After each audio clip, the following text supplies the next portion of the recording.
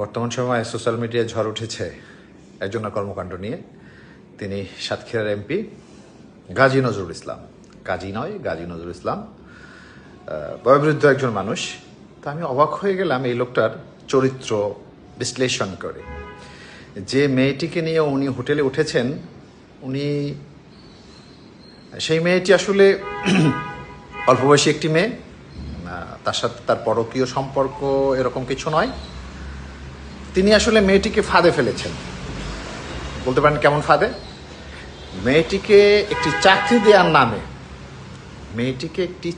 দেওয়ার নামে উনি ওই মেয়েটিকে ব্যবহার করেছেন।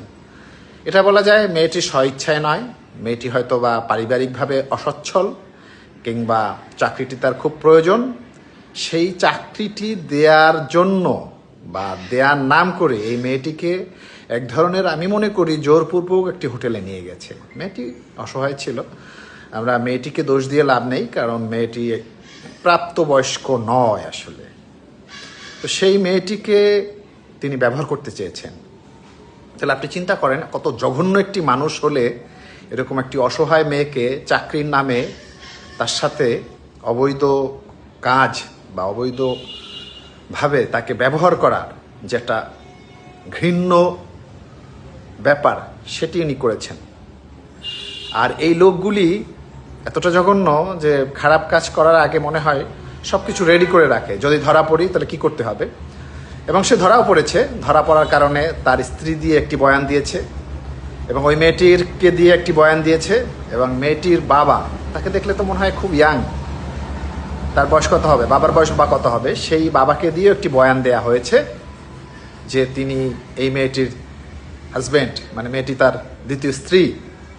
এটা এক ধরনের প্রতারণা আসলে।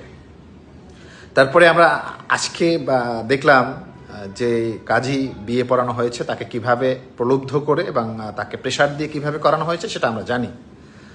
তা আমরা খুব অবাক হয়ে গেলাম। ওনারা জান্নাতের টিকিট বিক্রি করে, ওনারা মানুষকে ভালো ভালো কথা বলে, ওনারা কত কিছু করবে দেশের জন্য, আপনারা সেটা নমুনা তো দেখতে পাচ্ছেন। আমি আরও অবাক হইনি।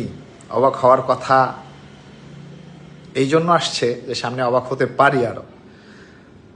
আমি তো মনে করি সামনে কোনো ছেলে নিয়ে এরকম ধরা না পড়ে, জামাত বলেন, এরকম হুজুর দলের লোকজন, কারণ তাদের তো সেই অভ্যাস রয়েছে।